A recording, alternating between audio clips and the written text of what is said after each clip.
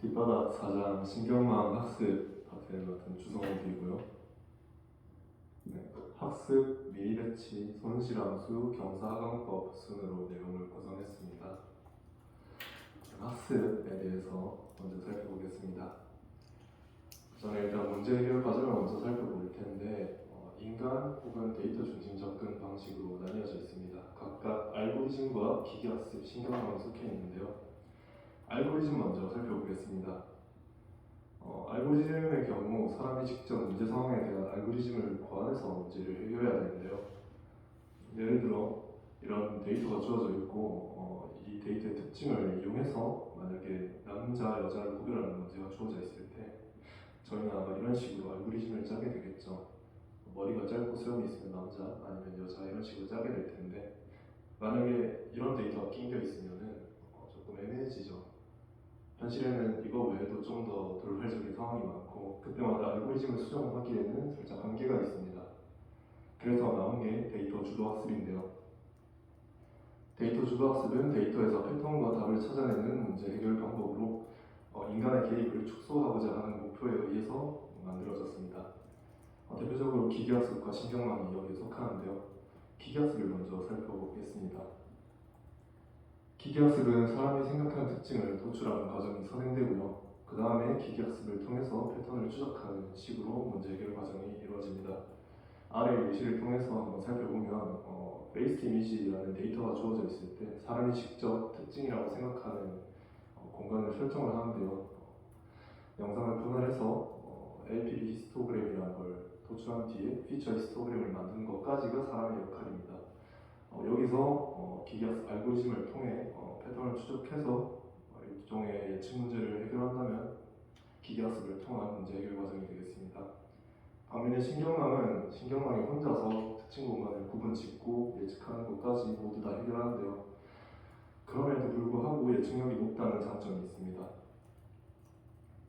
하지만 인풋을 입력해서 아웃풋을 도출하는 것까지의 블랙박스가 존재하는데요. 이 블랙박스라는 것은 신경망이 어떠한 과정으로 해당 결과를 도출했는지 알 수 없게 만드는 것을 의미하고 각 노드가 가지는 값이 무엇을 의미하는지 알 수가 없어서 왜 이러한 결과가 나오는지 이유를 알 수 없고 해석을 할 수 없다는 점이 단점이 되겠습니다.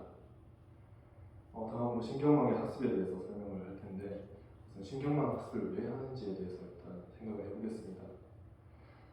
신경망을 일단 그냥 썼을 때는 좋을 수도 있지만 안 좋을 수도 있죠. 그렇기 때문에 성능이 좋은 신경망을 만드는 것이 제일 1차적인 목표이고 그것 때문에 학습을 하는데 여기서 말하는 성능이라는 건 일반화 성능을 의미합니다. 일반화 성능이란 본적 없는 데이터에 대해서 목표 작업을 잘 수행하는 능력을 일컫고요. 이게 딥러닝의 최종 목표입니다. 크게 일반화 성능을 측정하기 위해서 쓰는 기법이 있는데 데이터 분할과 손실함수가 있겠습니다. 데이터 분할부터 살펴보면 말 그대로 데이터를 나누는 건데요. 데이터는 크게 훈련 데이터, 검증 데이터, 시험 데이터로 나뉩니다. 훈련 데이터는 신경망을 학습하기 위해서 사용되는 데이터이고 검증 데이터는 학습 중인 신경망을 평가하기 위한 데이터입니다. 시험 데이터는 최종적으로 학습이 끝난 신경망을 평가하기 위한 데이터인데요. 전반적으로 훈련 대 검증 시험 이 비율을 0.7대 0.15 대 0.15 혹은 0.8 대 0.2 대 0.1로 사용한다고 합니다. 다음으로 손실함수입니다. 신경망의 성능을 나타내는 지표이고 신경망이 얼마나 못하고 있는지를 나타내는 정도를 나타내고 있습니다. 비용함수, 목적함수라고 부르기도 하고 어떤 때는 에너지 함수라고도 부르기도 합니다. 저희는 이 데이터 분할과 손실함수를 이용해서 일반화 성능을 측정하고 필요하다면 학습을 수행하는 식으로 신경망의 학습을 진행합니다. 그러면 신경망을 학습할 때 뭘 학습해야 될까 생각을 해봐야 되는데요. 우선 신경망 구조를 보면 데이터를 예측을 하기 위해서 사용되는 파라미터가 있죠. 비와 가중치, 편향 이 매개변수를 통해서 저희가 예측을 수행합니다. 그렇기 때문에 학습을 할 때는 이 예측을 잘하는 매개변수를 찾기 위해서 학습을 수행하는데요. 정리하면 예측을 잘하는 매개변수를 찾는 것이 학습의 목표가 되겠습니다. 그리고 매개변수 최적화 과정이라고도 할 수 있겠습니다. 그리고 신경망 학습 과정을 전반적으로 펼쳐보면 이런 식인데요. 미니 배치를 샘플링하고 순정파를 수행합니다. 그리고 손실함수를 계산합니다. 이후에 기울기를 계산하고 매개변수를 갱신하는 식으로 학습이 이루어지는데, 사실 수험실험수 계산까지는 저희가 지난 시간에 배웠던 순정파와 과정이 동일하죠. 추가되는 건 기울기 계산과 매개변수 갱신이 있겠습니다. 정리하면 신경망의 활용은 성능이 좋지만 블랙박스로 인해서 해석이 어렵다는 단점이 있고요. 딥러닝의 목표는 일반화 성능이 좋은 신경망을 만드는 것입니다. 신경망의 성능 향상을 위해 학습을 수행하는데요. 신경망의 학습은 매개 변수의 최적화 과정이라고 할 수 있습니다. 다음으로 미니 배치에 대해서 간단하게 설명을 하겠습니다. 일단 저희는 공부를 하죠. 일단 저희도 학습을 하는 존재인데, 한 번만 하지 않죠. 여러 번 합니다. 신경망도 여러 번 하는데, 한 번 학습을 하면 1에포크, 두 번 하면 2에포크, 세 번 하면 3에포크라고 합니다. 여기서 에포크라는 것은 훈련 데이터 전체를 학습한 횟수를 일컫는데요. 예를 들어서 이렇게 나타나는 데이터를 한 번에 모두 학습을 했을 때 1에포크라고 하고, 한 번 더 하면 2에포크, 한 번 더 했을 때 3에포크를 학습했다, 이런 식으로 말을 하기도 합니다. 그리고 나서 배치에 대해서 저희가 한번 살펴봐야 되는데요. 저희가 순정파 과정에서 배치는 전체 데이터를 특정 묶음으로 나누는 그런 묶음을 배치라고 했었죠.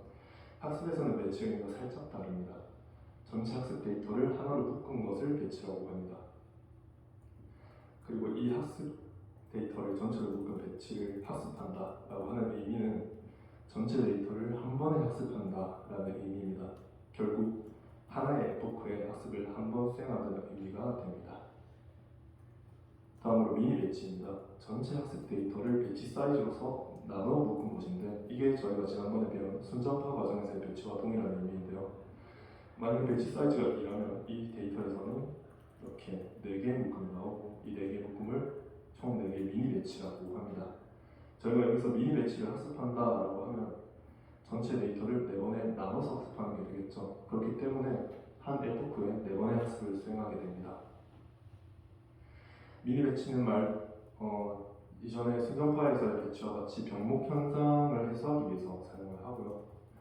다음으로 이터레이션에 대해서 살펴보겠습니다. 이터레이션이라는 건 미니 배치를 한 개 학습했을 때를 하나의 이터레이션을 수행했다고 하는데요. 이 그림에서는 이 배치 하나당 1 이터레이션을 수행하게 되고 총 4개의 이터레이션을 수행하게 됩니다. 그리고 이 4개의 이터레이션을 모두 수행했을 때 전체 학습 데이터를 학습함으로써 1에포크가 되죠. 1에포크를 수행하기 위해 이 데이터로 4이터레이션을 수행한 겁니다. 정리하면 1에포크는 전체 학습 데이터를 한 번 학습한 것입니다. 그리고 학습에서 배치는 전체 학습 데이터를 하나로 묶은 것이고요. 미니 배치는 전체 학습 데이터를 여러 묶음으로 나눈 것입니다. 한 개의 미니 배치를 학습한 것은 1 이터레이션을 수행한 것이고, 모든 미니 배치를 한 번씩 학습하면 1에포크를 수행한 것입니다. 다음으로 손실함수에 대해서 설명하겠습니다. 손실함수란 아까 말씀드렸듯 신경망의 성능을 나타내는 지표이고요. 신경망이 못하고 있는 정도입니다. 손실함수 값을 최소화하게 된다면 신경망이 못하고 있는 정도를 최소화한다는 말이 되기 때문에 신경망의 성능을 최대화시킨다라고도 해석할 수 있겠죠. 이 점을 유의하시고 먼저 손실함수의 형태에 대해서 간단하게 설명을 드리면, 레이블과 예측값 차이를 계산해서 신경망의 성능을 나타내는 매개 변수에 대한 함수 형태를 가집니다. 이 부분이 지금 당장은 조금 많이 와닿으실 수도 있겠지만 나중에 다시 한번 설명을 드리고, 손실함수의 종류에 대해서 살펴보겠습니다. 손실함수의 종류는 말 그대로 지난번과 같이 회귀와 분류에서 쓰이는 게 각각 다르게 나타나는데요. 대표적으로 회귀에서는 평균 제곱합 오차를 사용하고, 분류에서는 크로스 엔트로피 오차를 사용합니다. 평균 제곱합 오차부터 살펴보면, 평균 제곱합 오차는 예측값과 레이블 차이의 제곱합을 평균한 것입니다. 간단한 예를 들어서 데이터가 한 개인 경우 평균 제곱합 오차는 예측값인 y에다가 레이블 값인 t를 뺀 뒤에 제곱한 것이겠죠. 근데 만약에 데이터를 n개에 대해서 수행하게 된다면 평균 제곱합 오차를 도출하기 위해서 예측값과 레이블 간의 차이를 구해서 제곱한 이 모든 데이터에 대한 합을 n으로 나누게 됨으로써 평균을 하게 됩니다. 다음으로 크로스 엔트로피 오차를 살펴보기 전에 원하는 인코딩을 먼저 살펴보겠습니다. 원하는 코딩은 정수형, 범주형 레이블을 원핫 벡터로 변환하여 처리하는 전처리 기법입니다. 예를 들어 넷리스트에서 이런 5라는 이미지 데이터는 레이블이 정수형인 5라고 기입이 되어 있겠죠. 원하는 인코딩을 수행하게 되면 이런 식으로 원핫 벡터화가 되는데, 이 벡터의 특징은 정답 레이블에 대한 인덱스에 1이 주어져 있고 나머지 요소는 모두 0이 주어져 있다는 점이 특징입니다. 그래서 원핫 벡터라고도 합니다. 크로스 엔트로피 오차를 이제 살펴볼 텐데, 각 클래스의 확률 값의 로그를 취해서 레이블과 곱한 값을 모두 합한 것을 크로스 엔트로피 오차라고 합니다. 데이터가 하나인 경우의 크로스 엔트로피 오차를 먼저 살펴보겠습니다. 이 경우에는 클래스가 총 K인 분류 문제에서 데이터가 한 개일 때 크로스 엔트로피 오차를 나타낼 건데요.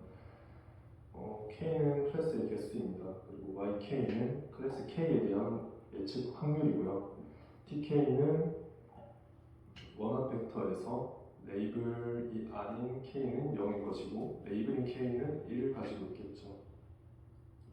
예시를 들어서 5라는 이미지가 주어져 있을 때 확률 값이 Y라고 예측됐다고 가정을 해보겠습니다. 제일 큰 게 0.3의 확률을 가지고 T는 레이블 5인 다섯 번째 인덱스에 1이 주어져 있겠죠. 나머지는 모두 다 0일 겁니다. 그렇기 때문에 크로스 엔트로피 오차를 계산하게 되면 정답 클래스에 대한 값만 계산하게 되므로 훨씬 간단하게 나타낼 수 있게 되죠. 그래서 원하는 인코딩을 사용하기도 합니다. 그리고 마이너스에 대한 의미를 조금 알아봐야 되겠는데요. 우선 크로스 엔트로피에서 마이너스를 제외하면 로그 x의 형태를 취하고 있습니다. 그런데 저희가 가지고 있는 y라는 친구는 확률값의 성질을 가지죠. 그렇기 때문에 로그 x에서 y는 전역이 0에서 1 사이로 제한되어 있습니다. 그렇기 때문에 치역이 음수가 됐는데 손실함수에서는 음수가 될 수가 없고 되어서는 안 됩니다. 만약에 실습을 하다가 이렇게 나온다면 당장 새로 짜야 되는 무시무시한 일이 기다리고 있고, 그리고 로그 y는 증가함수입니다. 그런데 이 의미를 잘 생각해보면 y가 레이블의 예측 확률이죠. 예측 확률이 1에 가까울수록 잘하고 있다는 의미입니다. 근데 증가함수라는 말은 실제로 손실함수는 신경망이 못하고 있는 정도를 나타내는데, 이렇게 되면 신경망이 잘할수록 이 함수가 커지겠죠. 이는 목적 함수의 의미와 부합하지 않는 식의 형태가 됩니다. 그렇기 때문에 마이너스를 붙여서 그에 부합하는 형태를 취하도록 한 것이고요. 이제 마무리로 자세히 살펴보면 데이터가 한 개일 때 크로스 엔트로피 오차는 아까 전에 본 것과 같습니다. 데이터가 n 개일 때는 평균 오차 제곱합을 봤을 때와 같이 한 개일 때 데이터에 대한 오차를 n 개의 데이터에 대해서 합해준 다음에 n으로 나눠준 그런 값이 되겠습니다. 그리고 다시 이제 앞서 말씀드렸던 손실함수의 형태에 대해서 말씀을 드릴 텐데, 손실함수는 매개 변수에 대한 함수 형태입니다. 근데 아까 봤듯 평균 제곱합 오차나 저희가 크로스 엔트로피 오차나 매개 변수가 보이지 않았었죠. 근데 사실 자세히 뜯고 보면은 y가 매개 변수를 가지고 있습니다. wx 플러스 b라는 가중합을 활성화함수에 입력함으로써 도출된 y이기 때문에 y는 매개 변수를 포함하고 있는 함수의 형태이죠. 그렇기 때문에 손실함수의 형태도 매개 변수에 대한 형태로 표현을 할 수 있게 됩니다. 그러면 이게 진짜 맞는지를 알아보기 전에 매개 변수를 간소화하는 과정을 살짝 가져볼까 하는데, 실제로 저희는 신경망의 노드 계산을 할 때 가중합을 구하려면 wx에다가 b를 더했습니다. 근데 노드를 표현할 때는 b라는 가중치에다가 1이라는 노드를 곱해줬죠. 그렇기 때문에 b를 w0라고 하고 1을 x0라고 만약에 가정을 한다면 이렇게 식을 변환을 할 수 있을 텐데, 이걸 한 번 더 wx라는 그냥 커다란 입력 신호와 가중치 매개변수라는 것으로 매트릭스로 묶어버리면 y는 h에 wx 행렬공을 넣어 가동해하게 됩니다. 이렇게 되면 함량선을 수행할 필요가 없이 그냥 행렬공만으로 모든 게 도출되겠죠. 훨씬 더 간편해질 겁니다. 그래서 손실함수의 원형태를 방금 본 것과 같이 만들어 보면 NSE는 왼쪽의 형태, 크로스 엔트로피 오차는 오른쪽의 형태로 도출이 됩니다. 이때 대문자는 전부 다 매트릭스를 의미하고요. 이를 통해서 저희는 매개 변수에 대한 함수 형태라는 것을 알 수 있었죠. 손실함수가 결국 학습은 매개변수를 최적화하는 거라고 했는데 성실함수를 최소화하는 매개변수를 찾는 것이 학습의 목표가 된다는 것도 알 수 있습니다. 정리를 하면 성실함수는 신경망이 못하는 정도를 나타내는 지표이고요. 성실함수는 매개변수에 대한 함수의 형태입니다. 그리고 성실함수 값을 최소화하면 신경망의 성능이 최대화되고요. 성실함수가 최소가 될 때의 매개변수가 최적의 매개변수이다까지 이해하시면 되겠습니다. 마지막으로 경사관법인데요. 우선 학습의 목표를 다시 한번 생각을 해보면 신경망의 성능을 최대화하는 것이 학습의 목표였죠. 근데 이 작업을 수행하기 위해서 하는 것이 매개변수를 최적화하는 것이었습니다. 근데 방금 성실함수를 봄으로써 성실함수를 최소화하는 것이 신경망의 성능을 최대화하는 거였죠.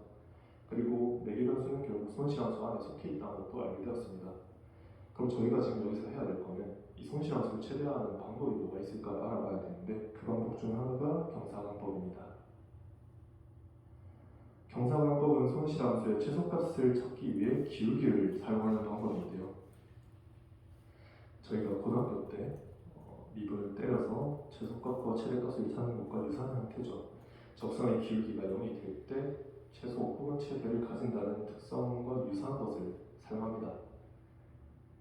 그 전에 그레디언트라는 걸 볼 텐데 그레디언트는 말 그대로 기울기입니다. 근데 경사관법 내에서는 기울기라는 말보다 경사라는 그레디언트를 좀 더 많이 쓰고요.